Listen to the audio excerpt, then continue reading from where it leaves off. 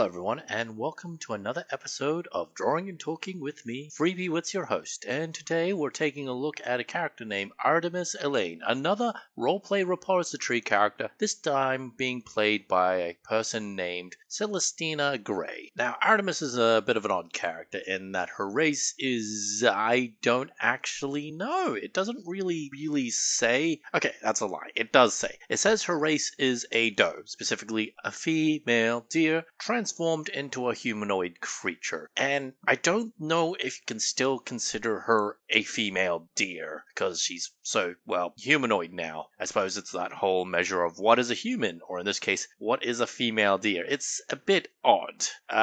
Discussion of what is a person aside, she is a humanoid character who happens to have deer feet / legs, crystals growing out of her waist, her shoulders, and her head that make it look like she has tiny little horns, and of course she has giant deer ears. Now, from what I can tell, she doesn't actually have any superpowers of her own. The fact that she went from female deer to human being, or pseudo-human being, pseudo-humanoid, let's just call it humanoid, isn't anything she did under her own power. In this case, it's completely accurate and non-facetious to say a wizard did it. As in, a wizard literally turned her into a humanoid creature. As in, the wizard captured her, the female doe, and then did experiments, and then she turned into a, magic person. I don't know about you, but this is perfectly normal behavior for the average wizard as far as I can tell. They are not very responsible. So, this wizard, upon seeing this deer, Artemis, turning into a person, decided to do more experiments, because,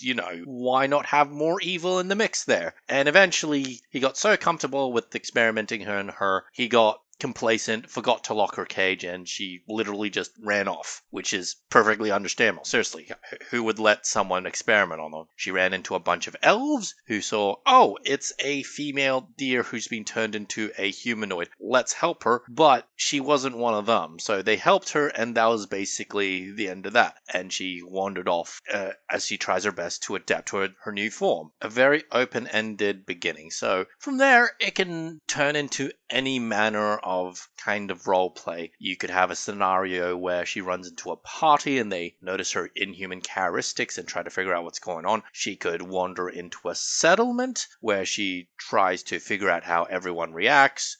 Depending on how magical or non-magical the world is, and yes, is precedent with the wizards and the elves and the transformation stuff, so we could say this is very magical, but assuming those things are extremely rare, and the fact that she ran into the wizards and the elves, and that's the equivalent of winning $1 million, everybody else could see her very warily. They could turn into a angry mob of people who see a monster, and I wouldn't blame them in this scenario. So I suppose it's the difference between seeing a non-human character in a Dungeons and Dragons generic world where it's perfectly normal and no one would bat an eye, compared to The Witcher, where it's literally, oh god, please help, it's a demon trying to steal my babies. So yeah, lots of different scenarios in which Artemis could be introduced. Oh, speaking of which, Artemis, her name, the elves are the ones who named her that. She didn't have her name in of herself because, well, she's a female deer. Where would she get it from? So I kind of implied it. She'd be fine in a Dungeons & Dragons type world. What skills she'd bring to the table, to the world, to the party, I'm not entirely sure. I mean, she's an animal, so I guess she could be good at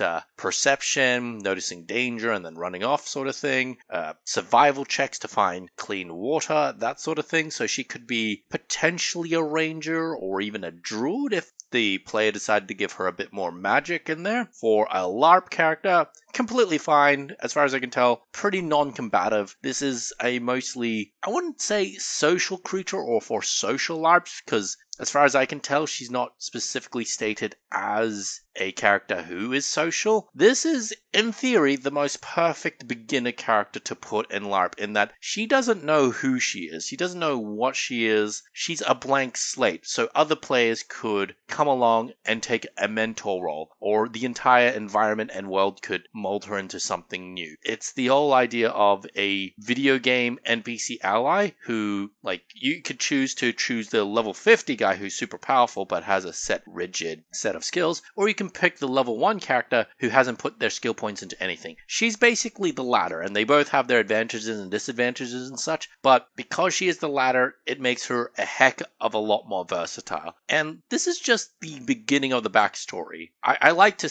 even though I'm not being literal, I like to say when you're playing in LARP that you want to make your backstory as short as possible and then play the LARP as if you're still in your backstory. Because at the end of the day, after the first 1 to maybe even 3 months or so of LARPing, you can turn around and say, hey, this is my character's backstory, all that stuff that happened in the first few months of LARP. As for the actual drawing itself, my inspiration came from Animorphs, the really old novels from the 90s, I think, / TV show that made it look like a bunch of teenagers get with attitude, getting superpowers and the ability to turn into animals to fight aliens that were invading the world, and then turned out to be about genocide and war crimes and stuff. It was a lot to take in as a kid when I read that series, but I loved it, oddly. Anyways, that's my drawing talking video about Artemis. Please like, comment, and subscribe, and until next time, bye-bye.